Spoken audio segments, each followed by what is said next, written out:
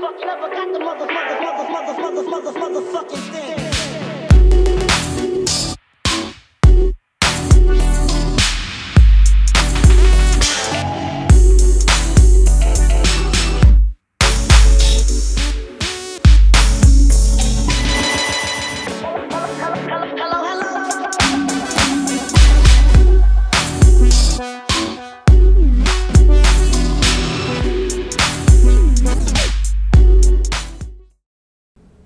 All right, Gameanonians, here we go. Carl Houts with Joel Cook. What's going on, What's up, Joel? everybody? Hey. Got a little guide here for the listeners, the watchers, about Diablo in Heroes of the Storm. He's a melee character. He's really a tank. Like, he's a boss. And he's a really good one. Like, you can control people really well. Some might even call him overpowered. Or highly powered. I think he's a very highly powered. He's a very powerful dude, and he's a badass. And I really like playing him. He can absorb a lot of damage. He can do a lot of damage. He lanes really well. Just kind of looking at some of the talents here. He also has a nice ability where he'll collect souls as he kills things, and then once he collects 100, or you can talent into less, he gets like an instant respawn instead of waiting the full duration of your death. Nice. So that's kind of a nice thing to have. I wouldn't spec around that though, because you don't want to be dying. Like, the idea is to not die in this game, so that's kind of what you want to be focusing on doing, is not dying. And Diablo is friggin' awesome because he can, like I said, take a lot of damage, and he's got some good mobility. He looks awesome too. He really does. He really does. Looks really cool. And I think I unlock a skin later in this one. Looking through the talents, you want to do battle momentum for sure.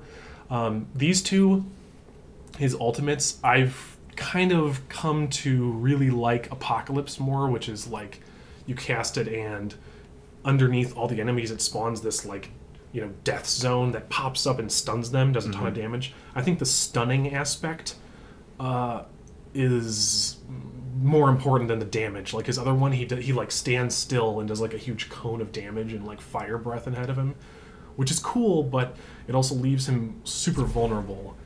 So yeah, I like that stun, and he's really like, he's not the main damage dealer in any team. He does good damage, but he's a tank. He's meant to like get in there, get people out of position, stun, help your teammates out. He's a team player, even though he is Satan, So, Satan is a team player. Yeah, I mean, Team Satan.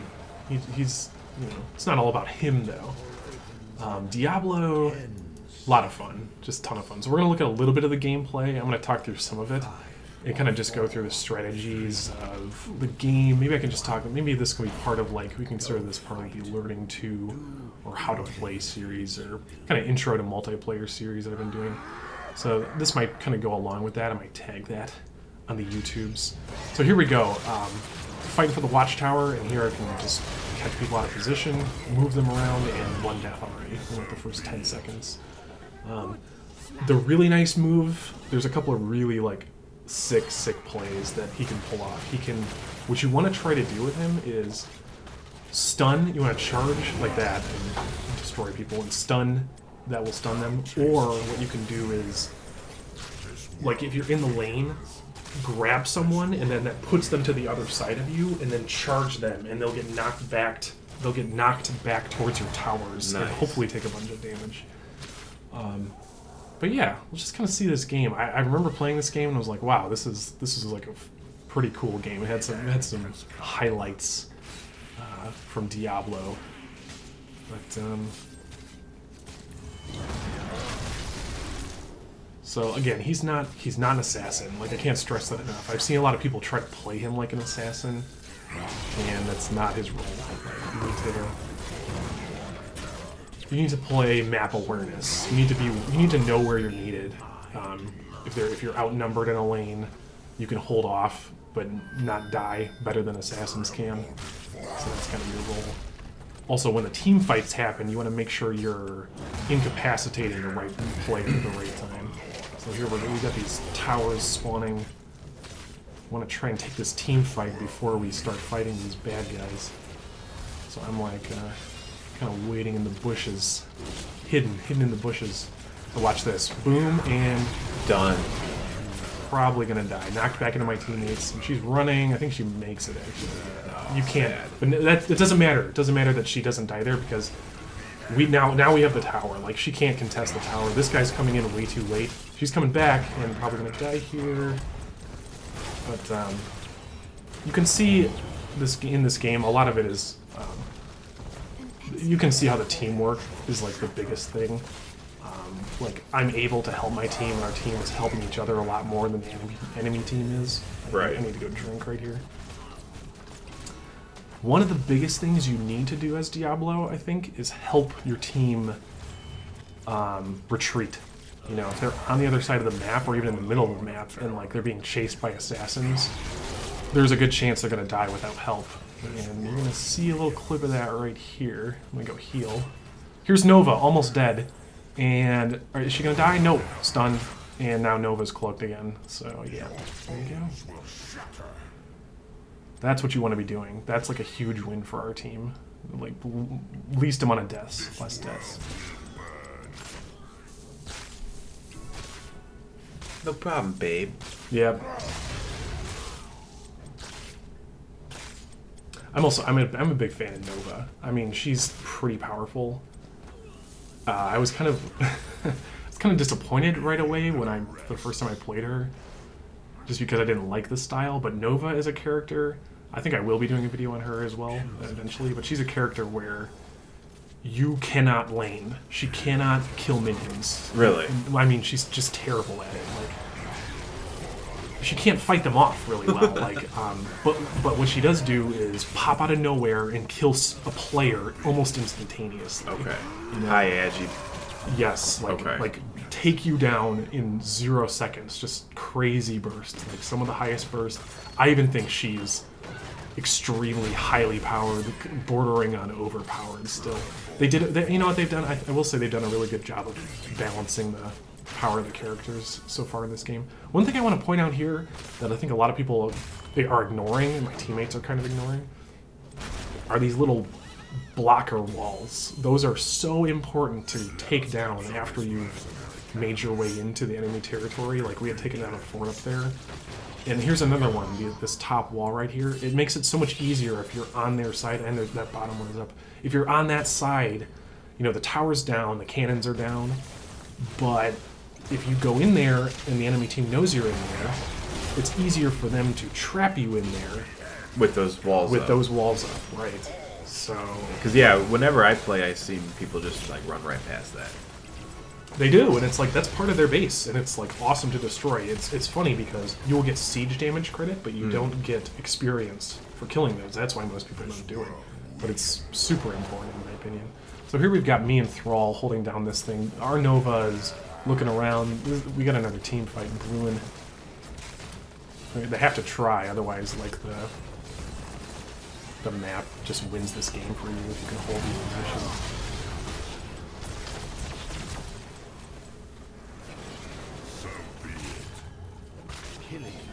So here we go again. I'm like, they're moving in, but if they need to move down, or if they want to move down, now they can retreat out because this wall's there.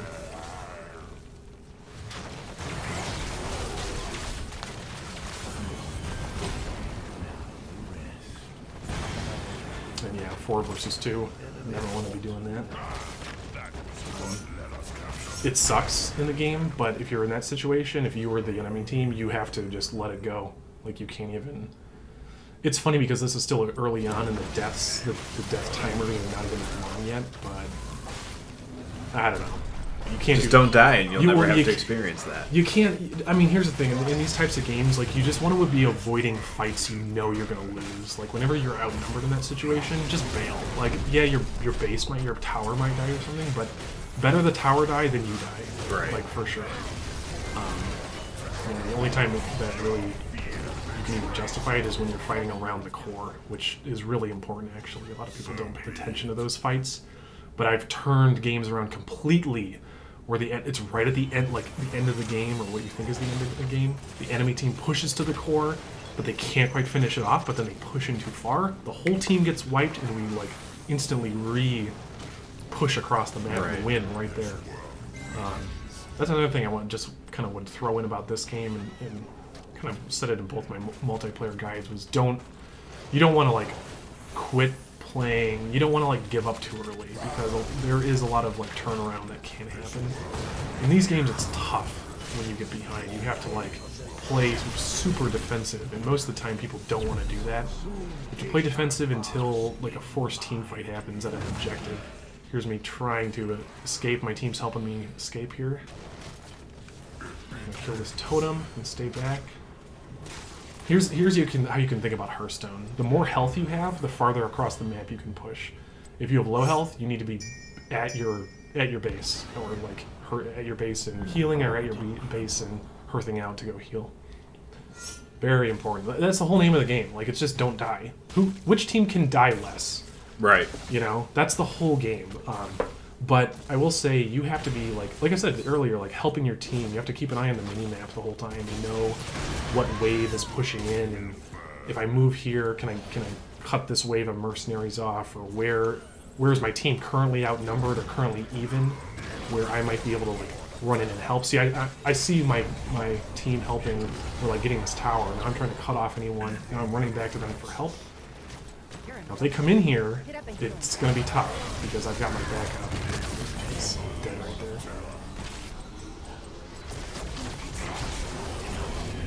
Yeah. Bye, Sonya. And,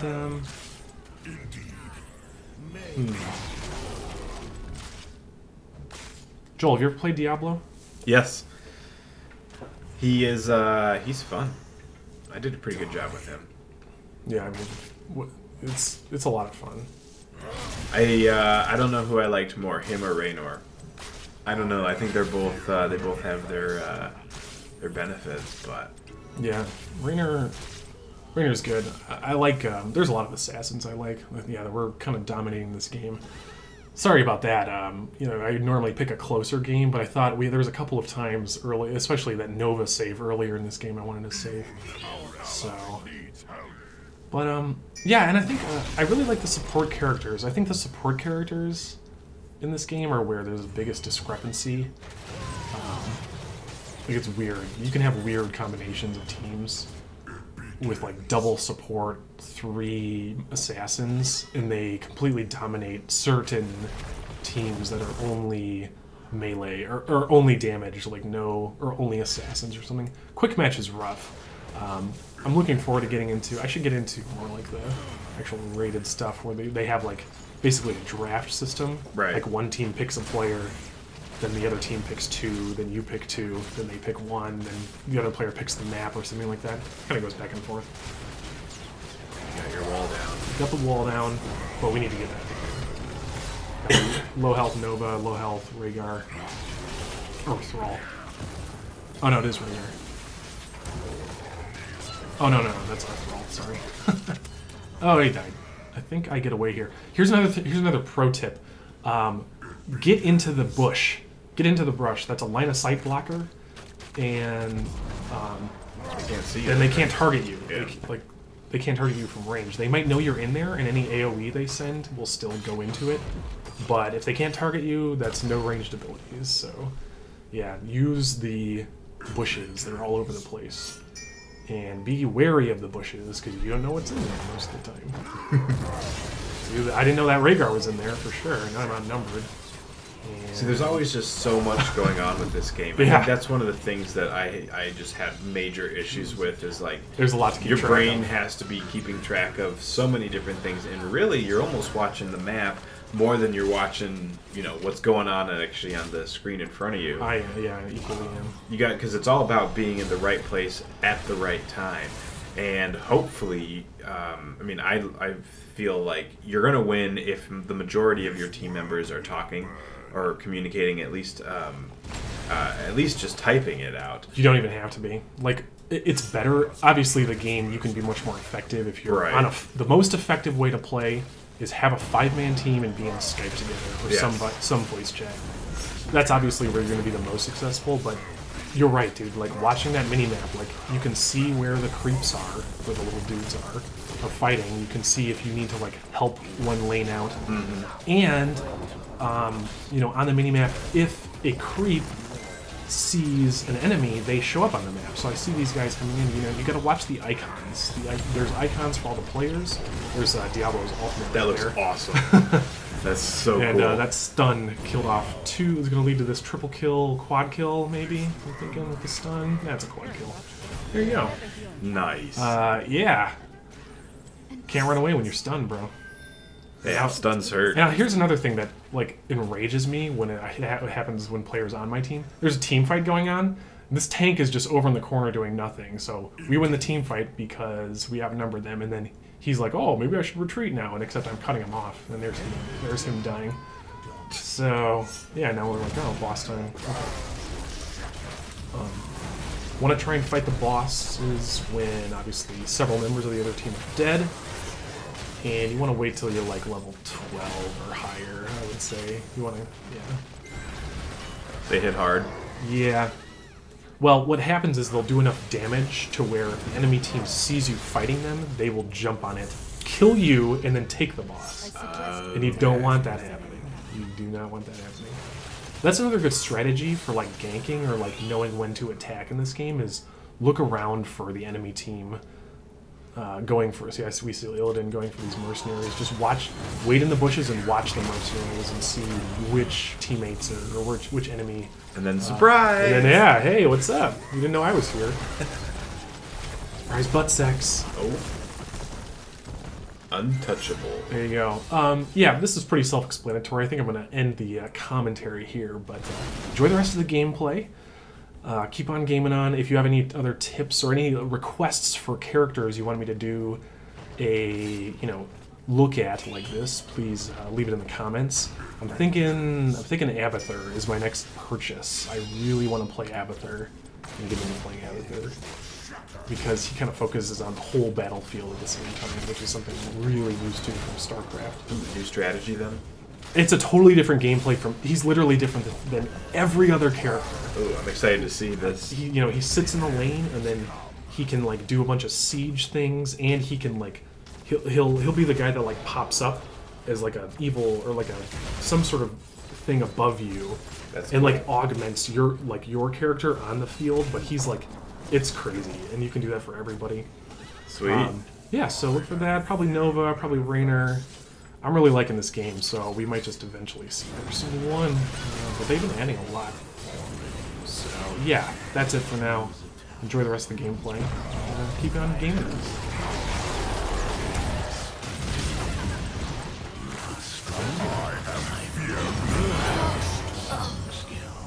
It's true.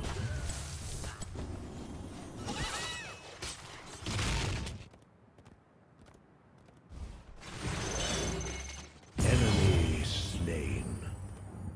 I would conquer, even in death.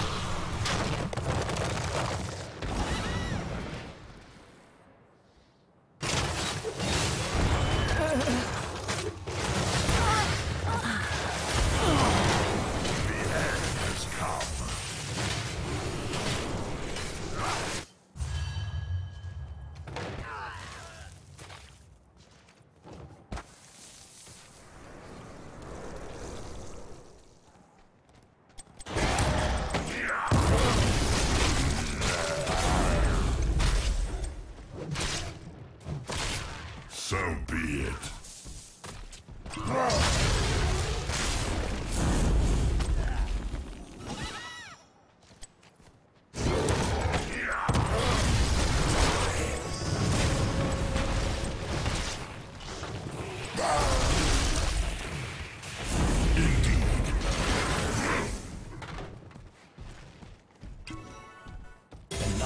The sun grows within the temples. Soon they shall bask in mine.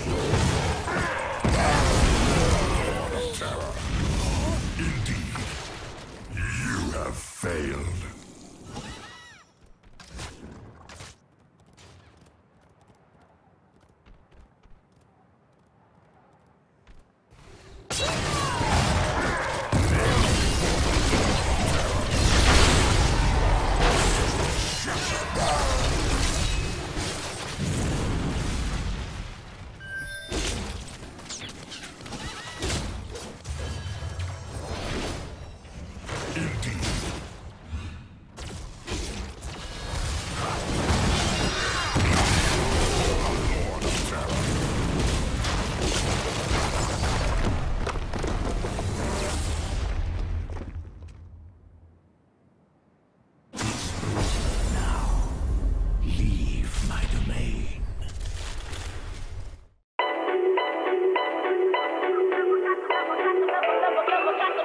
Never got the motherfucking thing.